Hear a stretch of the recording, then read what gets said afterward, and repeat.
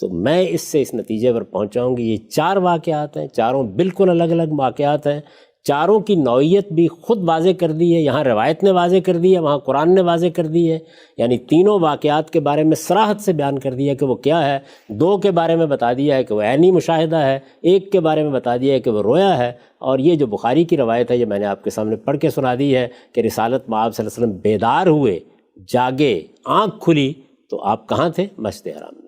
سلامتی ہے ان آنکھوں پہ جو ہدایت پہ نظریں جمائے بیٹھی ہیں، ان کانوں پہ جو ذکر خیر کے منتظر رہتے ہیں، اور ان قدموں پہ جو ہدایت کی راہ پہ گامزن ہیں۔ امت کے اندر رائج نقطہ نظر ہے اسراء اور معراج کے واقعے کے حوالے سے۔ آپ مسلمان گھرانے میں پیدا ہوئے، ہم بھی بچپن میں یہی سنتے چلتے آئے، پھر جب پڑھنا لکھنا شروع کیا، کتابوں میں کھولا تو وہاں بھی لکھا ہے کہ رسول اللہ صلی اللہ علیہ وسلم کو جسمانی طور پر معراج کی سیر کروائی گئی، پہلے مسجد حرام سے مسجد اقصی لے جا کے براق موجود تھے، سب چیزیں آپ نے بھی سنی ہوں گی۔ یہ مجھے بتائیے گا کہ یہ جو چیزیں آپ ہم سنتے تھے، آپ نے کہاں سے ان واقعات اور یہ جو رائج نقطہ نظر ہے اس سے کوئی اختلاف کیا، اور وہ اختلاف پیدا کیسے ہوا؟ میں پہلے آپ کو یہ عرض کر دوں کہ اس معاملے میں جو بھی میرا نقطہ نظر ہے، اور میں نے اس کو اپنی تفسیر میں بیان بھی کیا ہے، میں اس میں متفرد نہیں ہوں۔ اچھا، یعنی آپ اکیلے نہیں ہیں اس میں؟ آپ جانتے ہوں گے نا، کہا جاتا ہے کہ فلاں معاملے میں فلاں شخص کا تفرد ہے، تو اس طرح کی بات نہیں ہے۔ یعنی اس واقعے کے بارے میں ہمارے ہاں سلف خلف کے جو مواقف رہے ہیں، میرا موقف بھی اگر آپ غور کریں گے تو اصول کے لحاظ سے وہی ہے۔ اچھا، لیکن اس کی جو توضیح و تشریح استاذ امام امین احسن اصلاحی نے اپنی تفسیر تدبر قرآن میں کی ہے، میں اس کو لفظ بلفظ درست سمجھتا ہوں۔ یعنی ایسا نہیں ہے کہ اس میں نے کوئی منفرد رائے قائم کی ہے، میرے جلیل القدر استاذ نے تدبر قرآن میں اس مسئلے پر کلام کیا ہے۔ ظاہر ہے سورہ بنی اسرائیل کی تفسیر جو شخص بھی لکھے گا یہ چیز زیر بحث آئے گی، ٹھیک، وہاں انہوں نے جو کچھ لکھا ہے میں نے اسی کا خلاصہ اپنی تفسیر میں کر دیا ہے، نہ اس سے ایک حرف زائد کہا ہے نہ ایک حرف کم کہا ہے۔ تو اس لیے یہ درست ہے کہ میں اس میں ذرا مختلف نقطہ نظر رکھتا ہوں، لیکن یہ ایسا نہیں ہے کہ وہ میرا نقطہ نظر ہے۔ یعنی اصول میں وہ سلف خلف سب کا نقطہ نظر ہے، اور توضیح و تشریح میں میں یہ عرض کر رہا ہوں کہ وہ تدبر قرآن میں تفصیل کے ساتھ بیان ہوا ہے۔ بعض اور اہل علم بھی اس زاویے سے دیکھتے ہیں، میں نے بھی اسی نقطہ نظر کو اختیار کیا ہے، اس لیے کہ وہ دلائل پر مبنی ہے، وہ قرآن مجید پر مبنی ہے، وہ حدیث کے صحیح مطالعے پر مبنی ہے۔ آپ مجھ سے اس کے دلائل پوچھ سکتے ہیں، استاد امام سے بھی پوچھ سکتے ہیں، لیکن یہ بات کہ میں اس میں متفرد ہوں یہ صحیح نہیں ہے۔ ٹھیک، یہ میں نے یہ عرض کر دیا کہ صورتحال یہ ہے۔ اس صورتحال کو اگر آپ سمجھتے ہیں تو اس کے بعد آپ اجازت دیں، اگر کوئی اور سوال باقی نہیں ہے تو میں آپ کے سامنے اس کی توضیح کر دیتا ہوں کہ وہ نقطہ نظر کیا ہے۔ سب سے پہلے تو میں یہ گزارش کروں گا کہ جس وقت ہم کسی چیز کا مطالعہ کرتے ہیں، ہم قرآن مجید سے کسی چیز کو سمجھنا چاہتے ہیں، حدیث سے کسی چیز کو سمجھنا چاہتے ہیں، تو سب سے پہلے ہمیں اپنے ذہن کو خالی کر لینا چاہیے۔ اچھا، اگر آپ خالی ذہن ہو کر نہیں جائیں گے تو آپ اپنے خیالات پڑھتے رہیں گے۔ قرآن مجید کے سامنے سرنگوں ہو کر یہ جاننے کی کوشش کرنی چاہیے کہ وہ کیا بات بیان کر رہا ہے۔ حدیث کی کتابیں آپ کھولیں تو اسی طرح محققانہ نظر کے ساتھ دیکھنا چاہیے کہ وہاں کیا بات بیان ہوئی ہے، کن سندوں سے بیان ہوئی ہے، کن لوگوں نے بیان کی ہے، ان میں کوئی باہمی اختلافات تو نہیں ہے، آپ نے سب روایات کو جمع کر لیا ہے، آپ جو نتیجہ نکال رہے ہیں وہ درست نتیجہ ہے۔ یہ ساری چیزیں جتنی ہیں یہ ملحوظ رکھنی چاہیے۔ پہلی بات، بنیادی بات یہ ہے۔ دوسری بات یہ ہے کہ آپ ہر حال میں اللہ کی کتاب سے چلیں گے، یعنی ترتیب نہیں بدل سکتے۔ آپ یہ نہیں کر سکتے کہ آپ ایک داستان اپنے سامنے رکھیں، ایک قصہ اپنے سامنے رکھیں، ایک روایت اپنے سامنے رکھیں اور پھر قرآن مجید کے بارے میں کہیں جس طرح کہ آپ نے یہاں ایک اقتباس میں پڑھ کر سنایا کہ قرآن بھی اس کی تائید کرتا ہے۔ ہمارے ہاں یہ ترتیب بالکل الٹ ہے۔ سب سے پہلے اللہ کی کتاب قرآن مجید کی مراجعت کی جائے گی، یعنی اس کے الفاظ کو دیکھا جائے گا اور الفاظ کا دامن پکڑ کر چلیں گے، یعنی کیا بات کہی گئی ہے، کن الفاظ میں کہی گئی ہے، کس جملے میں کہی گئی ہے، کس سیاق و سباق میں کہی گئی ہے، اس روشنی میں اس کا مطلب مدعا متعین کریں گے۔ ٹھیک، پھر روایتوں کو دیکھیں گے۔ قرآن بتائے گا کہ کہاں جانا ہے، وہ بتائے گا کہ روایات میں جاؤ، جا کے تفصیل معلوم کر لو، وہ بتائے گا کہ بائبل میں جاؤ، وہاں سے جا کے کسی چیز کی تفصیل معلوم کر لو۔ تو یہ قرآن مجید ہے کہ جس کی رہنمائی میں، جس کی روشنی میں، اور اگر میں وہ تعبیر مستعار لوں کہ فی ظلال القرآن آگے بڑھنا ہوگا، اس کے سوا کوئی راستہ آپ کے پاس نہیں ہے۔ تو اس روشنی میں اگر آپ آگے بڑھیں گے تو بے شمار چیزیں بالکل متعین ہو کر سامنے آ جائیں گی۔ اچھا، میں یہاں یہ بات عرض کر دوں کہ میں جب ان تمام چیزوں کو دیکھتا ہوں، یعنی قرآن مجید میں یہ باتیں کہاں کہاں بیان ہوئی ہیں جس کو آپ اسرا اور معراج کے عنوان سے تعبیر کرتے ہیں، حدیثوں میں یہ باتیں کہاں بیان ہوئی ہیں، تو ان سب کو دیکھنے کے بعد میں اس نتیجے پر پہنچتا ہوں کہ یہ در حقیقت رسالت مآب صلی اللہ علیہ وسلم کے ساتھ وہی معاملہ ہے جو بہت سے پیغمبروں کے ساتھ ہوتا رہا ہے کہ انہیں غیر معمولی مشاہدات کرائے جاتے ہیں۔ اچھا، کیوں کرائے جاتے ہیں؟ اس لیے کرائے جاتے ہیں کہ ان کا اذعان اور یقین اس بات پر ہو جس کی دعوت وہ لوگوں کو دے رہے ہیں۔ ایک پیغمبر کی حیثیت محض ایک فلسفی کی نہیں ہوتی، ایک حکیم کی نہیں ہوتی۔ پیغمبر استدلال کے مقدمات قائم کر کے آپ سے کوئی بات نہیں منواتا، وہ تو اس جگہ کھڑے ہو کر بات کرتا ہے کہ انی علی بینۃ من ربی، میں اپنے پروردگار کی طرف سے ایک واضح ہدایت پر ہوں۔ یہ روشنی، یہ واضح ہدایت، یہ اسی وقت لوگوں کے لیے متاثر کرنے کا ذریعہ بن سکتی ہے جب کہ اس کو اس اذعان کے ساتھ پیش کیا جائے کہ میں نے اس کو دیکھا ہے، میں اس کو جانتا ہوں، یہ میرا تجربہ ہے، یہ میرا مشاہدہ ہے۔ یعنی وہ دینی حقائق جن پر ہم ایمان رکھتے ہیں وہ ہمارے لیے تو تجربہ اور مشاہدہ نہیں ہوتے، ہم عقلی استدلال سے ان کو مانتے ہیں، لیکن پیغمبروں کے لیے ان کو ایک درجے میں تجربہ اور مشاہدہ بنایا جاتا ہے۔ دیکھا ہوگا آپ نے کہ سیدنا ابراہیم علیہ السلام نے سوال کیا تو اللہ تعالیٰ نے اس کے جواب میں یہ کہا کہ اچھی بات ہے، اگر اس معاملے میں تم اطمینان حاصل کرنا چاہتے ہو تو 4 پرندے لو۔ اب وہ ایک واقعہ ہے نا، یعنی ایک مشاہدہ کرایا جائے گا، میں اس کی تفصیلات میں اس وقت نہیں جا رہا۔ اس طرح کے بہت سے معاملات آپ کو دوسرے نبیوں کے بارے میں بھی قرآن مجید میں لکھے ہوئے ملیں گے، بائبل میں لکھے ہوئے ملیں گے۔ سیدنا موسیٰ علیہ السلام کا واقعہ جس میں ان کے سامنے اس عالم کے بعض راز کھول دیے گئے، جس کو آپ واقعہ خضر کہتے ہیں، وہ بھی ظاہر ہے اسی نوعیت کا ایک مشاہدہ ہے۔ رسالت مآب صلی اللہ علیہ وسلم کو بھی اس طرح کے مشاہدات کرائے گئے۔ یہ جس کو آپ اسرا اور معراج کہتے ہیں، عام طور پر اس کو ایک واقعے کے طور پر لوگ بیان کر رہے ہوتے ہیں۔ اچھا، اس کی تحلیل آپ کریں گے تو یہ معلوم ہوگا کہ یہ 4 الگ الگ واقعات ہیں۔ اچھا، یعنی رسالت مآب صلی اللہ علیہ وسلم کو بہت سے مشاہدات کرائے گئے۔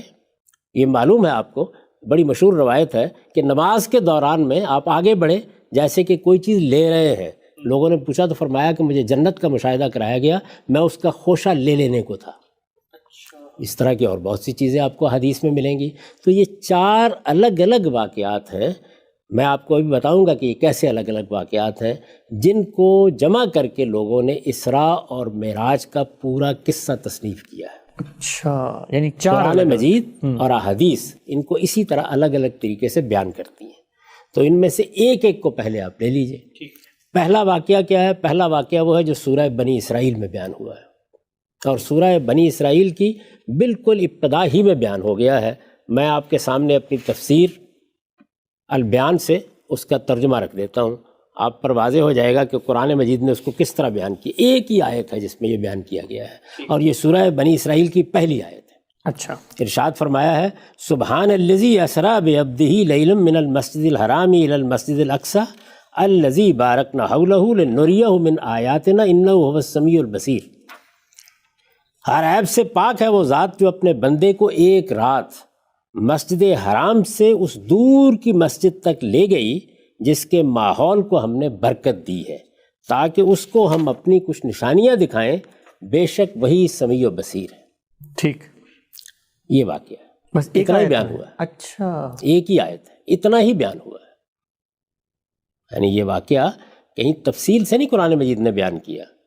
اس میں کیا کہا گیا ہے کہ ایک رات اللہ تعالیٰ رسالت مآب صلی اللہ علیہ وسلم کو مسجد حرام سے، یعنی وہ مسجد جو سیدنا ابراہیم کی مسجد ہے جس کو آپ بیت اللہ کہتے ہیں، وہاں سے مسجد اقصی لے گئے۔ ٹھیک، پیش نظر کیا تھا؟ پیش نظر یہ تھا کہ اللہ کی کچھ نشانیاں ہیں جو آپ کو وہاں دکھائی جائیں گی۔ ٹھیک، اور یہ کہا گیا ہے کہ ہم نے ایسا کیوں کیا؟ اس لیے کیا کہ انہ هو السمیع البصیر، بے شک وہی سمیع و بصیر ہے۔ میں اس وقت اس کی توضیح نہیں کر رہا، یہ ایک واقعہ ہے اور اتنا ہی قرآن مجید نے بیان کیا ہے۔ یہ آپ دیکھیے کہ اس سے زائد کوئی بات نہیں کہی گئی۔ جو زائد باتیں ہیں وہ آگے چل کے زیر بحث آئیں گی کہ وہ کیا ہیں، کب کہی گئی ہیں، کس طرح کہی گئی ہیں۔ اتنی بات یہاں بیان ہوئی ہے۔ اگر آپ روایتوں میں بھی اس کو دیکھیں تو آپ پر یہ واضح ہو جائے گا کہ اتنا ہی واقعہ ہے جس کو الگ سے بیان کیا جاتا ہے۔ اچھا، اس واقعے میں سوالات بھی پیدا ہو سکتے ہیں۔ آپ بعض توضیحات بھی طلب کر سکتے ہیں، لیکن ان سے فی الحال صرف نظر کریں۔ ٹھیک، ایک واقعہ ہی ہے یہ ایک واقعہ ہے۔ اب ظاہر ہے کہ اس واقعے کے بارے میں یہ سوال پیدا ہوتا ہے کہ یہ کیا بیداری میں ہوا یا کسی اور حالت میں آپ کو لے جایا گیا؟ یہ سوال پیدا ہوتا ہے۔ جب آپ پڑھتے ہیں تو الفاظ سے اس کا بھی احتمال سامنے آتا ہے کہ یہ بیداری میں ہوا ہو، اور قرآن مجید اور بائبل اور دوسرے صحائف کو جب آپ دیکھتے ہیں تو اس کا بھی احتمال ہوتا ہے کہ یہ کوئی رویا ہو، یہ کوئی روحانی تجربہ ہو۔ دو احتمالات تھے۔ قرآن مجید کثیر دلالہ ہے، وہ جب کسی چیز کو بیان کرتا ہے اور بیان کر کے لوگوں تک اس کا ابلاغ کرنا چاہتا ہے تو کوئی ابہام باقی نہیں رہنے دیتا۔ چنانچہ ہم یہ دیکھتے ہیں کہ اسی سورہ بنی اسرائیل کی آیت 60 میں آگے جا کر یہ بالکل واضح کر دیا ہے کہ یہ ایک رویا تھا، یعنی خواب تھا۔ میں اس پر بعد میں بات کروں گا کہ رویا کا مطلب کیا ہے، رویا سے کیا مراد ہے، یہ سب آگے جا کے زیر بحث آئے گا۔ پہلے یہ اصولی بات سمجھ لیجئے کہ اس میں میرے کوئی رائے قائم کرنے، آپ کے کوئی رائے قائم کرنے کا کوئی سوال ہی باقی نہیں رہے گا۔ قرآن نے واضح بتا دیا، قرآن مجید نے بالکل واضح طور پر بتا دیا ہے۔ یہ استاذ امام کی تفسیر تدبر قرآن ہے۔ تدبر قرآن میں اسی سورہ بنی اسرائیل میں یہ چیز زیر بحث آئی ہے۔ اب یہ سن لیجئے کہ وہ کیا کہتے ہیں اس کے بارے میں۔ وہ یہ کہتے ہیں کہ رہا یہ سوال کہ یہ جو کچھ آپ کو دکھایا گیا، یعنی کیا؟ یہ کہ مسجد حرام سے مسجد اقصیٰ تک رات میں آپ کو لے جایا گیا تاکہ اللہ کی بہت سی نشانیاں آپ کے سامنے واضح کی جائے۔ ٹھیک، رہا یہ سوال کہ یہ جو کچھ آپ کو دکھایا گیا رویا میں دکھایا گیا یا بیداری میں، تو اس سوال کا جواب اسی سورہ میں آگے قرآن نے خود دے دیا۔ اچھا، یعنی قرآن نے خود دے دیا ہے۔ اور میں نے عرض کیا یہ کون سی آیت ہے؟ اسی سورہ بنی اسرائیل کی آیت 60۔ آیت 60، وہ آیت کیا ہے؟ وَمَا جَعَلْنَا الرُّؤْيَا الَّتِي أَرَيْنَاكَ إِلَّا فِتْنَةً لِلنَّاسِ، اور ہم نے اس رویا کو جو ہم نے تمہیں دکھائی لوگوں کے لیے فتنہ بنا دیا۔ ٹھیک، یہ رویا وہی رویا ہے جس کا ذکر اوپر ہو چکا، جس کی وضاحت میں اس سے پہلے کر چکا ہوں۔ اس کو خود قرآن نے رویا قرار دیا۔ رویا پر ہم بعد میں بات کریں گے کہ اس کی نوعیت کیا ہوتی ہے۔ خود قرآن نے رویا قرار دیا ہے۔ آپ یہ سوال کر سکتے ہیں کہ کیا استاذ امام نے اس آیت سے استشہاد کیا ہے؟ میں یہ عرض کرتا ہوں کہ اس امت کے تمام جلیل القدر مفسرین یہی بات کہتے ہیں کہ یہ رویا تھا، یہ رویا تھا۔ اچھا، جلیل القدر مفسرین یہی بات کہتے ہیں کہ یہ قرآن مجید میں جو واقعہ بیان ہوا ہے سورہ بنی اسرائیل کی آیت 60 میں اسی کا ذکر ہے۔ یعنی اسی کو ریفر کر رہی ہے آیت 60 جو پہلی آیت میں واقعہ بیان ہوا ہے۔ اس لیے کہ عربیت میں اس کے سوا کوئی گنجائش نہیں ہے۔ وہ کیسے جی؟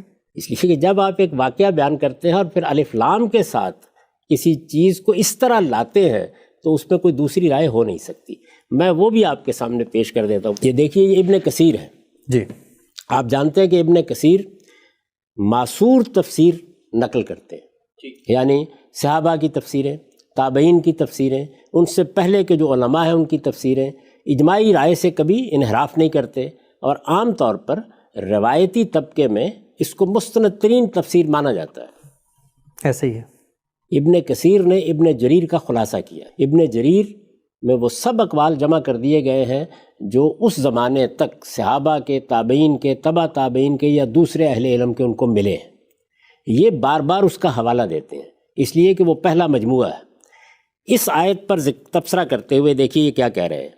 یہ کہہ رہے ہیں کہ یہ جو آیت 60 جس کے الفاظ یہ ہیں کہ وما جعلنا الرؤیا التي ارینک، یہ جو ہم نے رویا تمہیں دکھائی ہے، اوپر پہلے وہ رویا بیان ہو گیا ہے، اس کے بعد اللہ تعالیٰ نے فرمایا کہ یہ رویا جو ہم نے تمہیں دکھائی ہے۔ اب یہ اس کے اوپر بات کر رہے ہیں کہ بعض لوگوں نے اس رویا کی کچھ اور تفسیر کرنے کی کوشش کی، اچھا، لیکن ابن جریر نے ان کو قبول نہیں کیا۔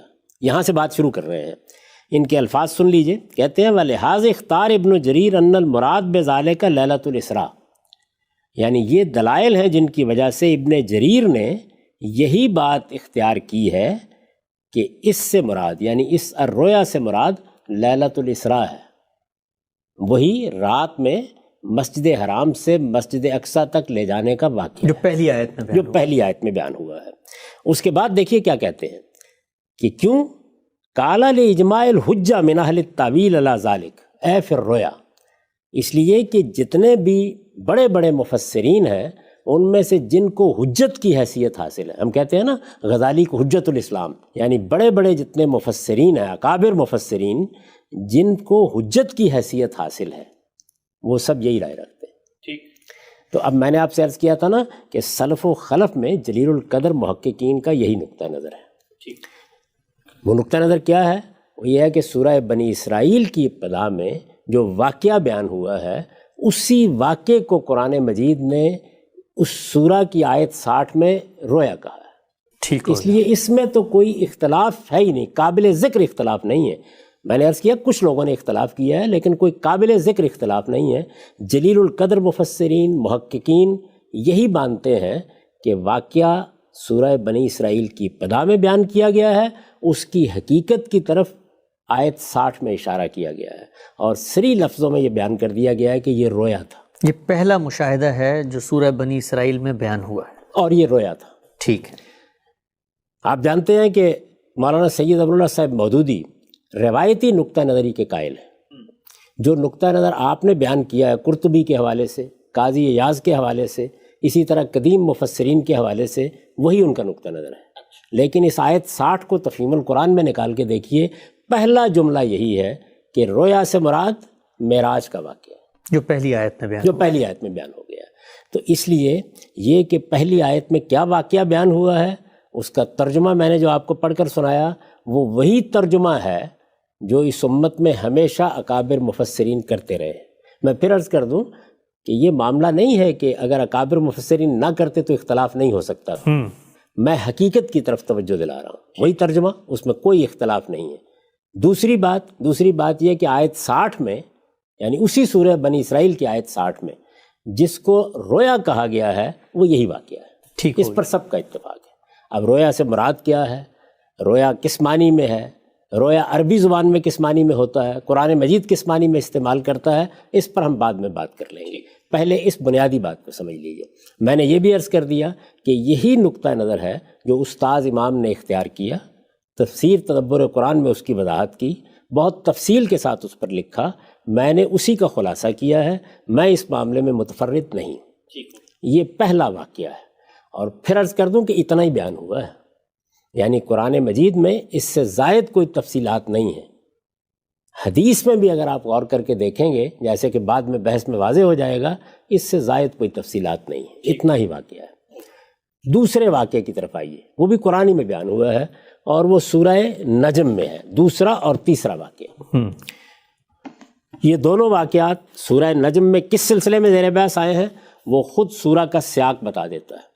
یعنی موضوع یہ ہے کہ لوگ یہ خیال کرتے ہیں کہ رسالت مآب صلی اللہ علیہ وسلم نے یہ کیا دعویٰ کر ڈالا ہے کہ جبریل میرے پاس آئے ہیں اور وحی مجھ پر کی گئی ہے اور مجھے پیغمبر بنایا گیا ہے، یہ کیا بات ہے؟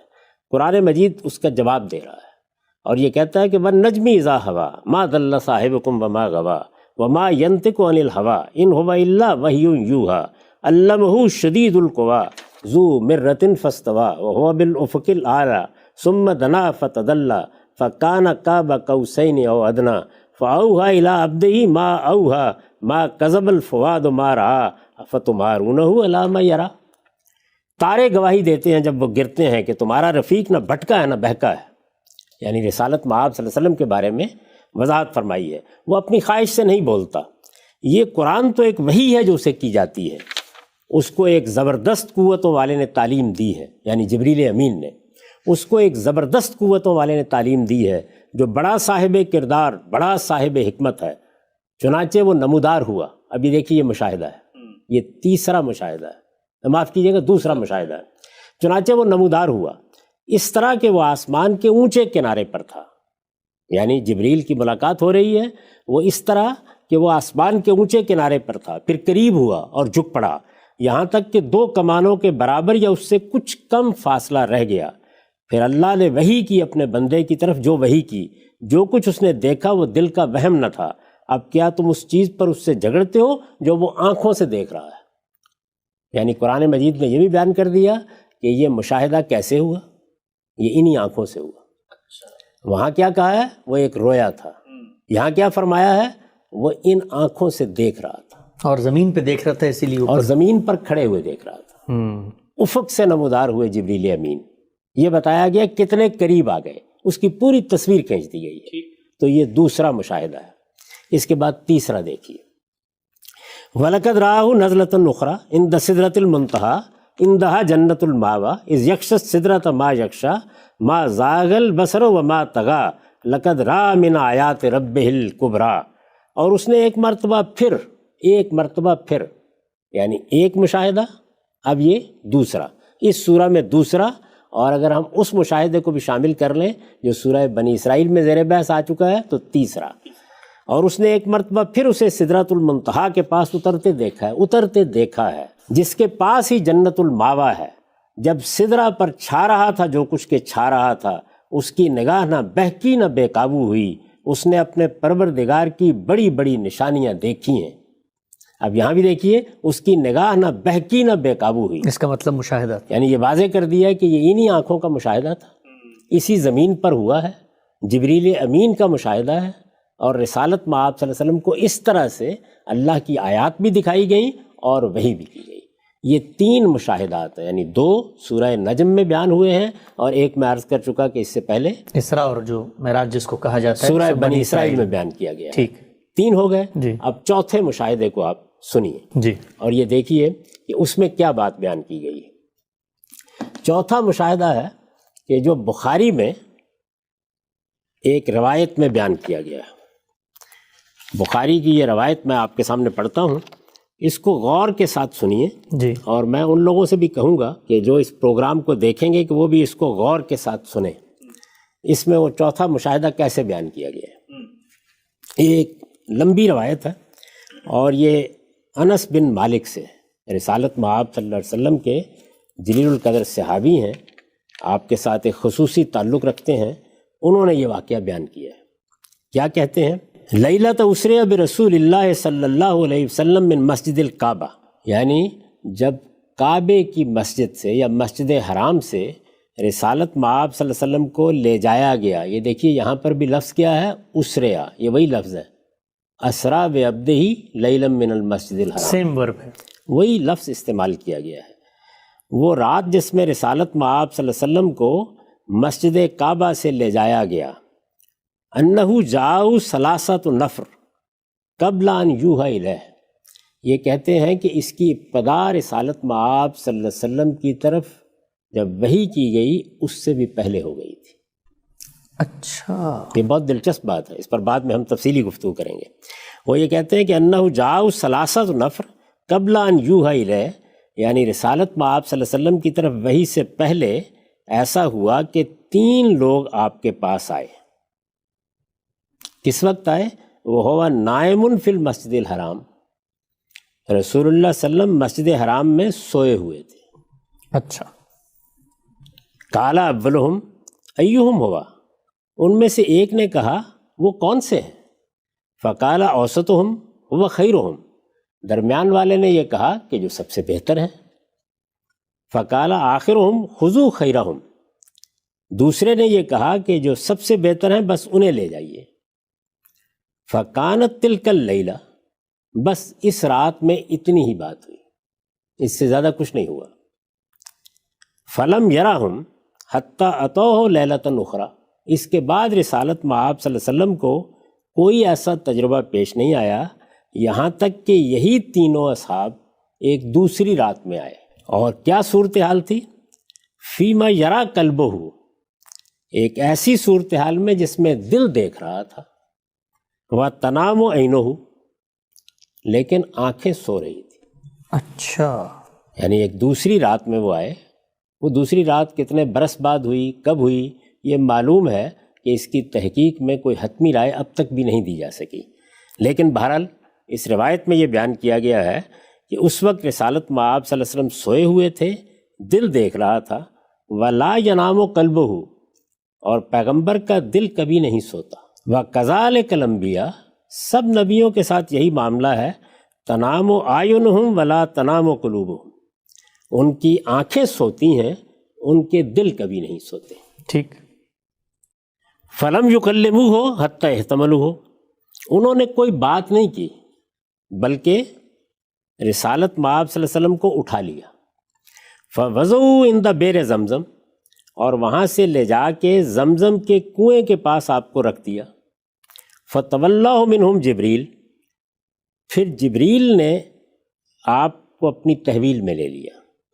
فشک جبریل ما بین النہر ہی الی لبت ہی، جبریل نے سینے سے لے کر حلق تک یہ حصہ چیر ڈالا۔ حتی فرغ من صدر ہی و جوفہ ہی، جو کچھ پیٹ میں تھا اور سینے میں تھا وہ سب نکال دیا۔ فغسلہ من ماء زمزم بیدہ ہی، اور پھر اپنے ہاتھوں سے نبی صلی اللہ علیہ وسلم کو زمزم کے پانی کے ساتھ غسل دیا۔ حتی ان کا جوفہ، یہاں تک کہ آپ کا پیٹ پوری طرح صاف کر دیا۔ کس چیز سے صاف کر دیا؟ کوئی ذکر نہیں۔ عام طور پر اہل علم یہ سمجھتے ہیں کہ وہ جتنی چیزیں انسان کے اندر بشری تقاضوں سے ہوتی ہے، کینہ ہے، حسد ہے، دشمنی ہے، یا اور اس طرح کی چیزیں ہیں، وہ سب نکال دیں۔ ثم اوتیا بتستم من ذہب، پھر اس کے بعد ایک سونے کا تشت لایا گیا، فیہ طورم من ذہب، اس میں سونے ہی کا ایک آفتابہ تھا، محشوًا ایمانا و حکمہ، یہ آفتابہ ایمان اور حکمت سے بھرا ہوا تھا۔ فحشا بہ صدرہ و لگادیدہ، تو جبریل نے اس آفتابے سے ایمان و حکمت لے کر آپ کے سینے کو بھی اس سے بھر دیا اور آپ کے حلق کی رگوں کو بھی اس سے بھر دیا، یعنی عروق کا حلقے ہی۔ ثم اطبقہ، پھر سینے کو سی دیا۔ ثم عرج بہ الی السماء الدنیا، پھر رسول اللہ کو لے کے وہ سمائے دنیا کی طرف پرواز کر گئے۔ اچھا، ثم عرج بہ الی السماء الدنیا فضرب بابا من ابوابہا، وہاں جا کے انہوں نے آسمان کے دروازوں میں سے ایک دروازے کو کھٹکھٹایا۔ فنادوا اہل السماء، اوپر سے آواز آئی، آسمان کے فرشتوں کی آواز آئی، من ھذا، کون آیا ہے؟ فقال جبریل، انہوں نے کہا کہ جبریل ہوں۔ جیسے ہم لوگ کہیں جاتے ہیں دروازہ کھٹکھٹاتے ہیں تو کہتے ہیں نا کہ فلاں ہے، من ھذا، فقال جبریل، انہوں نے جواب دیا جبریل، قالوا ومن معک، آپ کے ساتھ کون ہے؟ قال مائی محمد، میرے ساتھ محمد ہیں۔ قال وقد بعث، اوپر سے پوچھا گیا کیا ان کو بلایا گیا ہے؟ قال نعم، انہوں نے کہا کہ ہاں ان کو بلایا گیا ہے۔ قالوا فمرحبا بہ واہلا، تو پھر خیر مقدم ہے۔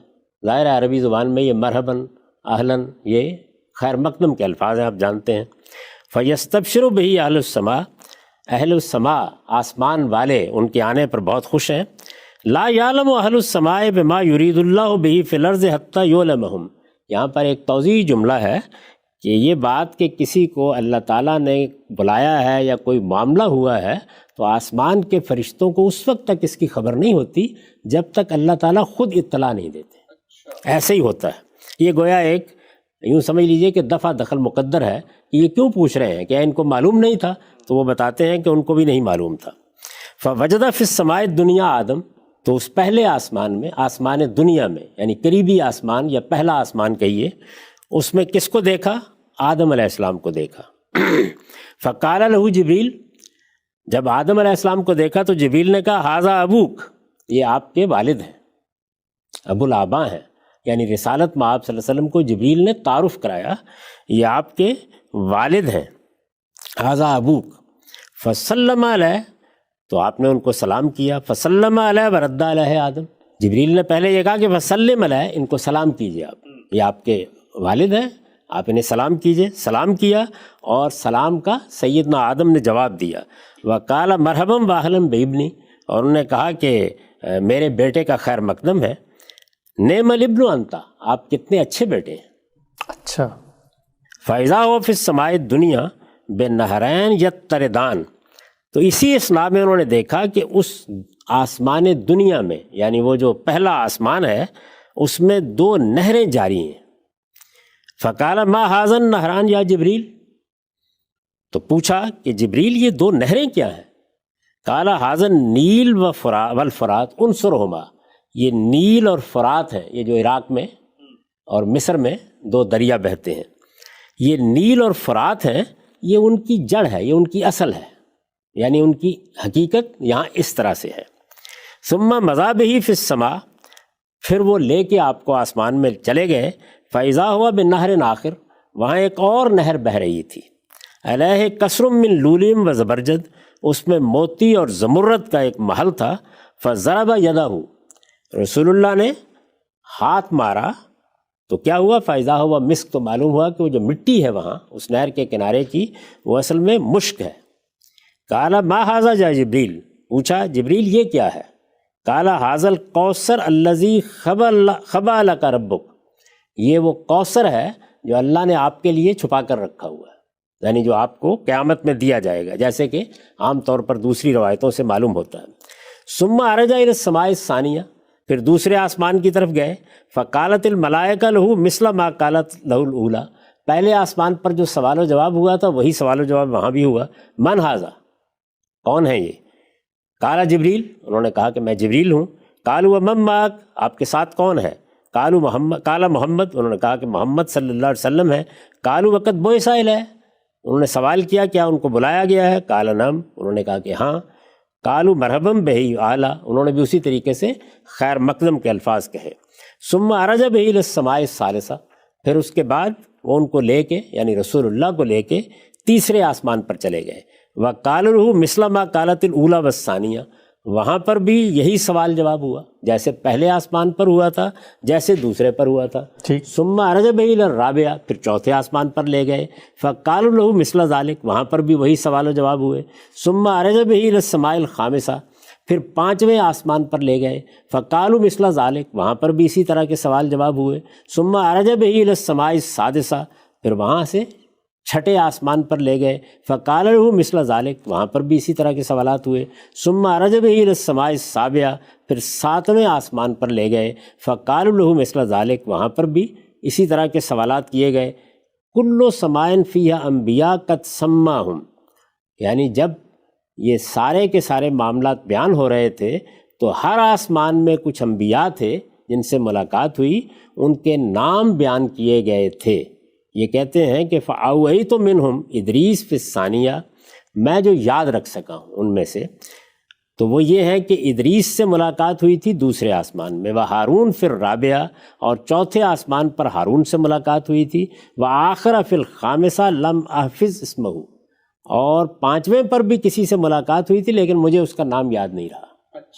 وابراہیم فی السادسہ، اور ابراہیم سے چھٹے آسمان پر، وموسیٰ فی السابعہ، اور موسیٰ سے ساتویں آسمان پر، بے تفضیل کلام اللہ، ان کو چونکہ اللہ تعالیٰ نے دنیا میں یہ شرف بخشا کہ ان کے ساتھ کلام کیا تو وہاں پہ وہ ساتویں آسمان پر تھے، یعنی بہت بلندی پر تھے۔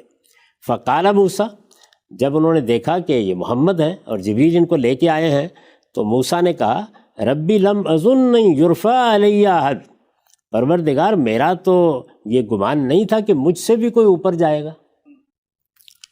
ثم علا بہی، لیکن جبریل بہرحال اوپر لے گئے، فوق ذالک بما لا یعلمہ الا اللہ، ان بلندیوں پر جن کو اللہ کے سوا کوئی نہیں جانتا۔ حتیٰ جا سدرۃ المنتہا، یہاں تک کہ سدرۃ المنتہا پر پہنچ گئے۔ وَدَنَا الْجَبَّارُ رَبُّ الْعِزَّةِ فَتَدَلَّى حَتَّى كَانَ مِنْهُ قَابَ قَوْسَيْنِ أَوْ أَدْنَىٰ، وہاں پر ذات خداوندی کا نزول ہوا، یعنی نیچے آئے اللہ تعالیٰ، نیچے آئے یعنی اس کی کیفیت کی تھی وہ نہیں بیان کی گئی، لیکن اس طرح کہ گویا 2 کمان یا اس سے کم کا فاصلہ رہ گیا۔ فَأَوْحَى اللَّهُ فِيمَا أَوْحَىٰ إِلَيْهِ، اس موقع پر اللہ نے جو وحی کرنا تھی وہ کی۔ 50 صلاۃ علی امتک کل یوم واللیلہ، اس میں 50 نمازیں فرض کی گئیں تمہاری امت پر جو دن رات میں پڑھنی ہے۔ اچھا۔ ثم ہبطا، پھر نیچے آ گئے، حتیٰ بلغ موسیٰ، یہاں تک کہ موسیٰ علیہ السلام کے پاس پہنچے، یعنی 7ویں آسمان پر موسیٰ علیہ السلام تھے، ان کے پاس سے گزرتے ہوئے اوپر گئے، بارگاہ خداوندی میں حاضری ہوئی، حاضری میں بہت قرب حاصل ہوا، اس کے بعد واپسی ہوئی تو یہ 50 نمازیں لے کے آ گئے۔ اب جب نیچے آئے، ثم ہبط حتیٰ بلغ موسیٰ، نیچے آئے یہاں تک کہ موسیٰ کے پاس پہنچ گئے، فاحتبسہ موسیٰ، تو انہوں نے روک لیا۔ فقال یا محمد ماذا عہد الیک ربک، انہوں نے کہا کہ محمد اللہ تعالیٰ نے کیا ذمہ داری ڈالی ہے آپ پر، یعنی آپ گئے تھے تو کیا چیز لے کے آئے ہیں؟ قال عہد الی 50 صلاۃ کل یوم ولیلہ، کہ ہر دن رات میں یہ 24 گھنٹوں میں 50 نمازیں ہیں جو ہم پر فرض کر دی گئی ہیں۔ قال ان امتک لا تستطیع ذلک، انہوں نے فرمایا کہ تمہاری امت یہ نہیں پڑھ سکے گی، یہ اس کے بس کی چیز نہیں ہوگی۔ فرجے، لوٹ جاؤ، فَلْيُخَفِّفْ، کہ تمہارا پروردگار اس میں تمہارے لیے اور تمہاری امت کے لیے تخفیف کر دے۔ فَالْتَفَتَ النَّبِيُّ إِلَىٰ جِبْرِيلَ، رسول اللہ صلی اللہ علیہ وسلم نے جبریل کی طرف دیکھا، كَأَنَّهُ يَسْتَشِيرُهُ فِي ذَلِكَ، گویا کہ اس معاملے میں مشورہ کرنا چاہتے ہیں کہ کیا مجھے جانا چاہیے، دوبارہ پوچھنا چاہیے۔ فَأَشَارَ إِلَيْهِ جِبْرِيلُ أَن نَّامْ إِن شِئْتَ، تو جبریل نے اشارہ کیا کہ ٹھیک ہے آپ جائیے اگر آپ کی خواہش ہے تو۔ فَعَلَا بِهِ إِلَى الْجَبَّارِ، تو پھر وہ لے کے اسی جگہ ذات خداوندی کے پاس پہنچ گئے، یعنی بارگاہ میں چلے گئے۔ کالا وہ مکانہ، پھر اسی جگہ پر جہاں پہلے ملاقات ہوئی تھی اسی جگہ کھڑے ہو کر رسول اللہ صلی اللہ علیہ وسلم نے کہا، یا ربی خفف عنا، پروردگار ہمارے لیے اس میں تخفیف کر دیجئے، کمی کر دیجئے، ذمہ داری کم کر دیجئے۔ فإن امتی لا تستطيع ھذا، اس لیے کہ میری امت اس کی طاقت نہیں رکھتی۔ فوضع عنہ 10 صلوات، تو اللہ تعالیٰ نے 10 نمازیں کم کر دی۔ اچھا، ثم رجع الی موسیٰ، پھر لوٹ کے آئے، فاحتبسہ، تو انہوں نے پھر روک لیا۔ فلم یزل یرددہ موسیٰ الی ربہ حتی صارت الی 5 صلوات، اسی طریقے سے وہ لوٹاتے رہے، ایسے ہی یہ واپس جاتے رہے یہاں تک کہ 5 نمازیں رہ گئیں، یعنی بار بار تخفیف کی، کمی کرنے کی درخواست کی گئی اور وہ منظور ہوتی چلی گئی یہاں تک کہ 5 نمازیں رہ گئیں۔ ثم احتبسہ موسیٰ عند الخمس، ان 5 نمازوں کو لے کر جب واپس آئے تو اس پر بھی موسیٰ نے روک لیا، اچھا، اور انہوں نے روک کر کہا، فقال یا محمد واللہ لقد راودت بنی اسرائیل قومی علی ادنی من ھذا، انہوں نے کہا محمد حقیقت یہ ہے، خدا گواہ ہے، میں نے اپنی قوم بنی اسرائیل کو اس سے کم پر راضی کرنا چاہا، اس کی ترغیب دی، لیکن کیا ہوا، فضعفوا فترکوہ، لیکن وہ کمزور ثابت ہوئے اور انہوں نے ان کو ترک کر دیا۔ فامتک اضعف اجسادا وقلوبا وابدانا وابصارا واسماء، یہ جو تمہاری امت ہے یہ تو اس کے مقابلے میں جسم کے لحاظ سے بھی کمزور ہے، دل کے لحاظ سے بھی کمزور ہے، بدن کے لحاظ سے بھی کمزور ہے، اور سمع و بصر کے لحاظ سے بھی کمزور ہے، یعنی صلاحیتیں، قوتیں، جو کچھ بھی انسان کے خصائص ہو سکتے ہیں۔ انہوں نے کہا کہ میری قوم، میری امت بنی اسرائیل اس معاملے میں مضبوط تر تھے، اس کے باوجود وہ کمزوری دکھا گئے۔ فرجے فَلْيُخَفِّفْ عَنْكَ رَبُّكَ، کہ تمہارا پروردگار اس میں تمہارے لیے تخفیف کر دے۔ کل ذالک یلتفت النبی الی جبریل، ہر موقع پر جبریل کی طرف رسول اللہ دیکھتے تھے، لیشیر علیہ، کہ وہ مشورہ دیں کہ آپ کو جانا چاہیے یا نہیں جانا چاہیے۔ ولا یکرہ ذالک جبریل، جبریل اسے ناپسند نہیں کرتے تھے، یعنی وہ عام طور پر یہی کہتے تھے کہ آپ چاہتے ہیں تو ضرور چلے جائیں۔ فرفعوا عند الخامسہ، تو وہ 5ویں مرتبہ بھی لے کر چلے گئے۔ فقال یا رب ان امتی ضعفاء، تو رسول اللہ نے جا کر عرض کی کہ پروردگار میری امت کمزور لوگوں کی ہے، اجسادہم و قلوبہم و اسماؤہم و ابدانہم فخفف عنا، یعنی وہی چیزیں، کمزوری کے وہی پہلو جو سیدنا موسیٰ نے بیان کیے تھے وہ آپ نے گنوا دیے، اور پھر درخواست کی فخفف عنا، اس معاملے میں ہم پر کمی کی جائے، تخفیف کی جائے۔ فقال الجبار، ذات خداوندی کی طرف سے فرمایا گیا، یا محمد، قال لبیک و صادق، یہ ظاہر ہے کہ حاضر ہوں، میں خدمت میں موجود ہوں۔ قال انہ لا یبدل القول لدی، اللہ تعالیٰ نے فرمایا میرے ہاں بات تبدیل نہیں کی جاتی۔ کما فرضت علیک فی ام الکتاب، جیسے کہ میں ام الکتاب میں، لوح محفوظ میں یہ فرض کر چکا ہوں۔ قال فکل حسنۃ بعشر امثالھا، تمہارے ہاں ہر نیکی پر 10 گنا اجر ملے گا۔ فہی 50 فی ام الکتاب، یہ ام الکتاب میں یا لوح محفوظ میں 50 نمازیں ہی رہیں گی۔ وہ 5 علیک، لیکن تم لوگوں پر یہ 5 نمازیں ہوں گی۔ یہ گویا اس کا جواب بھی دیا گیا اور حکمت بھی واضح کی گئی۔ فرجع الی موسیٰ، اب لوٹ آئے رسالت مآب صلی اللہ علیہ وسلم۔ فقال کیف فعلت، انہوں نے پھر پوچھا کیا ہوا؟ فقال خفف عنا آتانا بکل حسنۃ 10 امثال، خفف عنا، اللہ تعالیٰ نے اس میں تخفیف کر دی۔ کیسے تخفیف کی ہے؟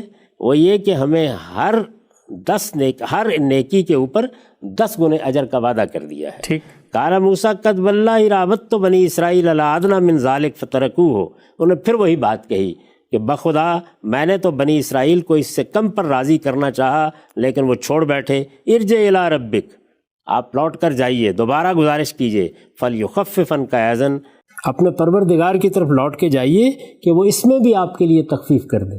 قال رسول اللہ صلی اللہ علیہ وسلم، لیکن رسول اللہ صلی اللہ علیہ وسلم نے اس کے جواب میں فرمایا یا موسیٰ قد واللہ استحییت من ربی مما اختلفت الیہ، یہ بار بار جا کر اب تو مجھے شرم آتی ہے اپنے پروردگار سے، میں اب نہیں جاؤں گا۔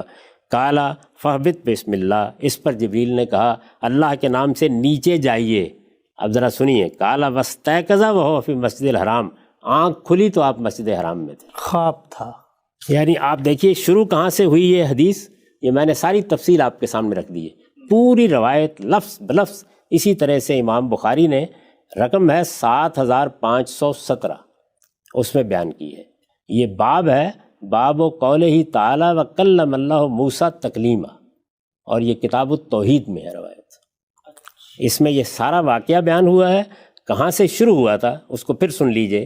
شروع یہاں سے ہوا تھا کہ آپ کا دل جاگ رہا تھا لیکن آنکھیں سوئی ہوئی تھی، اور اللہ کے پیغمبروں کے معاملے میں یہی طریقہ ہوتا ہے کہ تنام اعینہم ولا تنام قلوبہم، یعنی ان کے دل نہیں سوتے، ان کی آنکھیں ہی سوتی ہیں۔ اور خاتمہ کہاں ہوا؟ قال فاہبط بسم اللہ، آپ اللہ کے نام سے اب نیچے جائیے، یعنی سارا سفر مکمل ہو گیا۔ قال واستیقظ وہو فی المسجد الحرام، تو آپ کی آنکھ کھلی، آپ بیدار ہوئے تو مسجد حرام میں تھے۔ ٹھیک، یہ چوتھا اور آخری مشاہدہ ہے، اس کی میں نے آپ کے سامنے لفظ بلفظ تفصیل رکھ دی ہے جیسے کہ روایت میں بیان ہوا ہے، بغیر کسی تبصرے کے۔ اب ہوا کیا ہے؟ ہوا یہ ہے کہ ہمارے ہاں جب راویوں نے ان چیزوں کو بیان کیا ہے تو انہوں نے ان سب واقعات کو ملا دیا۔ اچھا، یعنی یہ چاروں انڈیپینڈنٹ انڈیویجول ایونٹس مل گئے آپس میں۔ یعنی آپ نے دیکھا کہ سورہ بنی اسرائیل میں بس اتنا ہی معاملہ بیان ہوا ہے، اس میں کوئی ادنا اشارہ بھی نہیں ہے کہ آگے بھی کچھ ہوا تھا۔ یہ آسمان پہ لے کر گئے انہیں۔ یعنی آپ خود دیکھیے کیا الفاظ ہیں، سبحان الذی اسریٰ بعبدہ لیلا من المسجد الحرام الی المسجد الاقصی الذی بارکنا حولہ، بس یہی ہے۔ یعنی وہ سرزمین جس کو ہم نے برکت دی ہے، اس میں جو مسجد ہے وہ دور کی مسجد، مسجد حرام سے پروردگار وہاں تک رات میں لے گئے، اور پھر فرمایا کہ وہاں کچھ آیات کا مشاہدہ مقصود تھا، اس کے سوا کوئی بات بیان نہیں۔ اس کے بعد وہ 2 مشاہدات تھے، ان میں سے جبریل امین سے ملاقات ہوئی، اسی زمین پر ہوئی، کھلی آنکھوں سے رسالت مآب صلی اللہ علیہ وسلم نے دیکھا، پہلا واقعہ بیان کیا، پھر وَلَقَدْ رَآهُ نَزْلَةً اُخْرَىٰ کہہ کے دوسرا واقعہ بیان کیا۔ دونوں واقعات خود بتا رہے ہیں کہ وہ کہاں ہوئے، کس صورت میں ہوئے۔ دونوں میں لفظی طور پر اللہ تعالیٰ نے واضح کر دیا کہ یہ آنکھوں کا مشاہدہ تھا، کوئی تردد نہیں ہوا، رسالت مآب صلی اللہ علیہ وسلم نے اس طرح سے دیکھا جبریل کو۔ اس میں اب میں آپ سے عرض کر دیتا ہوں ایک ضروری بات، وہ یہ کہ خود رسالت مآب صلی اللہ علیہ وسلم کے فوراً بعد یہ کچھ بحث پیدا ہو گئی تھی کہ کیا یہ سورہ نجم میں جو واقعات بیان ہوئے یہ جبریل کے بارے میں ہیں یا اللہ تعالیٰ سے ملاقات کے بارے میں؟ اچھا، اس روایت میں بھی آپ نے دیکھا کہ کم و بیش وہی الفاظ ہیں جو جبریل کے بارے میں ہیں، وہی بارگاہ خداوندی میں حاضری کے موقع پر راوی نے اختیار کیے ہیں۔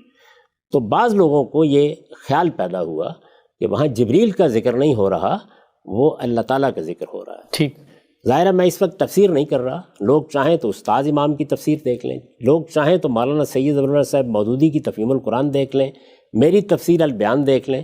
ایک ایک لفظ بتا رہا ہے کہ جبریل امین ہیں جن کے ساتھ ملاقات ہوئی، یعنی سورہ نجم میں جو دونوں واقعات ہیں۔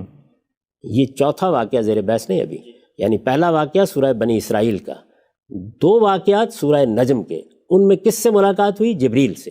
الفاظ بتا رہے ہیں بالکل، ٹھیک، آنکھوں کا مشاہدہ ہے، یعنی وہ کوئی رویا نہیں ہے، آنکھوں کا مشاہدہ ہے۔ جبریل امین کو کس طرح دیکھا اس کو قرآن مجید نے ایک تصویر کھینچ کے بیان کر دیا ہے، اور یہ بھی واضح کر دیا ہے کہ اسی زمین پر کھڑے کھڑے یہ مشاہدہ ہوا۔ ٹھیک، تاہم لوگوں میں یہ بحث پیدا ہو گئی۔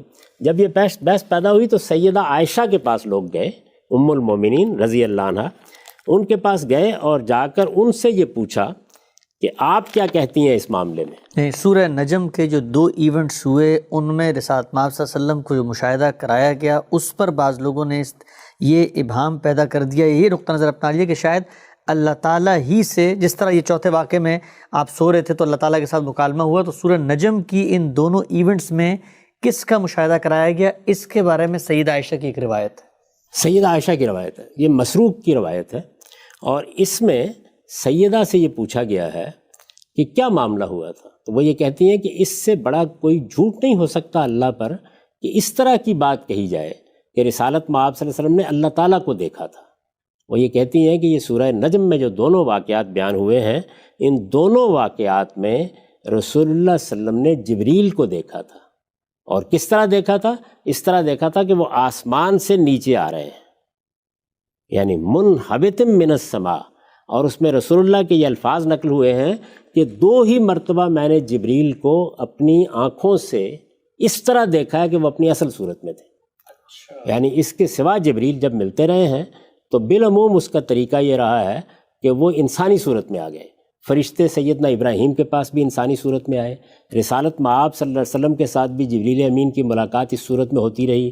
وحی کا طریقہ تو اختیار کیا ہی جاتا تھا، قرآن بھی لے کر آتے رہے، لیکن خود اس حدیث میں رسول اللہ صلی اللہ علیہ وسلم نے یہ فرمایا، اور یہ مسلم کی روایت ہے، خود رسول اللہ صلی اللہ علیہ وسلم نے یہ فرمایا ہے کہ یہ موقع تھا کہ جس میں میں نے، یعنی دونوں مرتبہ 2 واقعات بیان ہوئے ہیں، دونوں مرتبہ جبریل کو ان کی اصل صورت میں دیکھا، اور وہ پورے افق پر چھائے ہوئے تھے، زمین و آسمان پر چھائے ہوئے تھے، یعنی چونکہ ان کی جو حیت ہے وہ بہت غیر معمولی ہے، تو اس طریقے سے وہ چھائے ہوئے تھے، میں نے ان کو آسمان سے اترتے ہوئے دیکھا۔ ٹھیک، تو صاف طریقے سے رسالت مآب صلی اللہ علیہ وسلم نے واضح کر دیا کہ یہ جبریل امین تھے، پہلی بات۔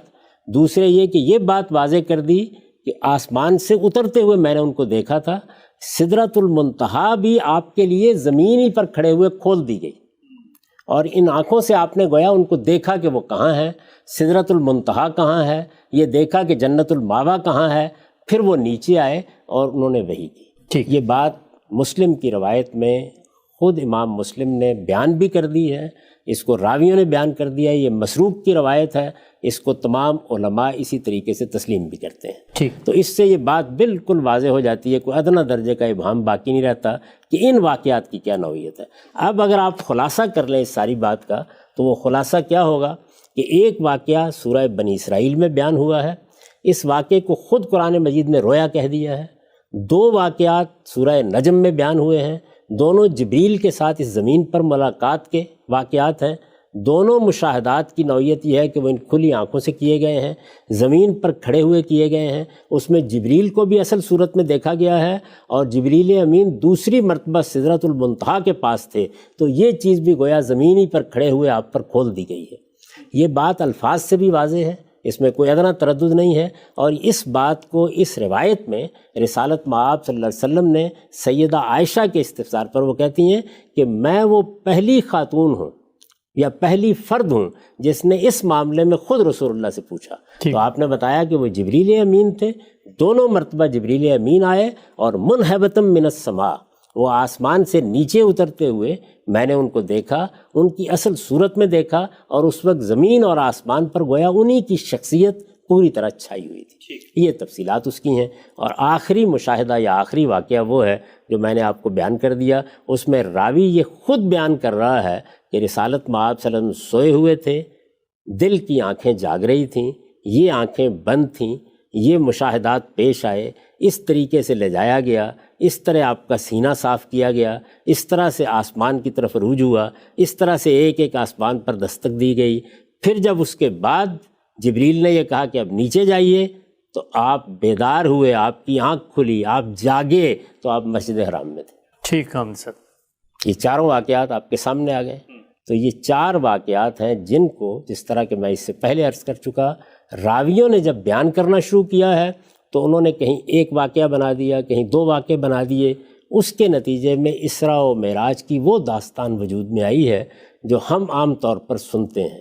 حقیقت یہ ہے جو میں نے آپ کے سامنے بیان کر دی۔ ہم صاحب بہت ہی تفصیل سے آپ نے یہ بتایا کہ یہ 4 مختلف واقعات ہیں، اور ان 4 مختلف واقعات کے معاملے میں بلکہ ایک اور دلچسپ پہلو ہم سب میں یہاں پر ضمنی پوچھنا چاہتا ہوں، وقت ہمارا ختم ہو رہا ہے، کہ معجزات سے ہم نے بات شروع کی تھی۔ آپ اس کا مطلب یہ ہے کہ جو روایت کے اندر معجزہ بیان ہوا ہے، ظاہری بات رسول اللہ صلی اللہ علیہ وسلم کو یہ ایک مشاہدہ کروایا گیا اور وہ آپ صلی اللہ علیہ وسلم نیند میں تھے، اس کو بھی پوری طریقے سے قبول کر رہے ہیں، یعنی قرآن کے 3 واقعات اور روایت کا واقعہ. کیا میں ٹھیک کہہ رہا ہوں یہ بات؟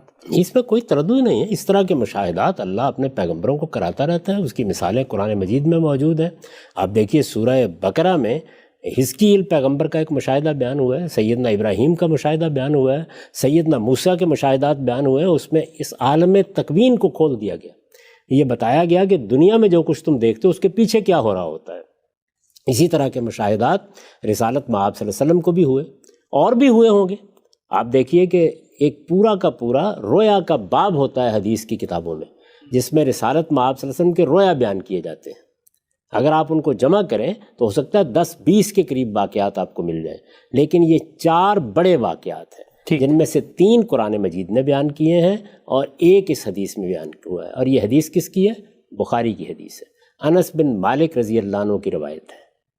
اس میں آپ نے پوری تفصیل دیکھ لی. یہ بھی بالکل صاف معلوم ہوتا ہے کہ ایک رویا ہے جو آپ کو اسی زمین کے اوپر دکھایا گیا اور یہ سارا کا سارا واقعہ اس طریقے سے پیش آیا. تو خلاصے کے طور پہ 4 واقعات جو ہم نے یہاں پر ابھی سمجھے، ان میں سے 2 رویا ہیں اور 2 زمین پہ رسول اللہ صلی اللہ علیہ وسلم نے اپنی آنکھوں سے مشاہدہ کیا ہے. اور یہ بات بھی واضح ہو جاتی ہے کہ یہ سب الگ الگ واقعات ہیں، الگ الگ واقعات. یعنی آپ نے یہ سنی روایت پوری انس بن مالک کی، اس میں کہیں یہ نہیں بیان کیا گیا کہ رسول اللہ صلی اللہ علیہ وسلم کو وہاں سے لے جا کر پہلے بیت المقدس دکھایا گیا، پھر اس کے بعد وہاں سے آسمان کی طرف گئے.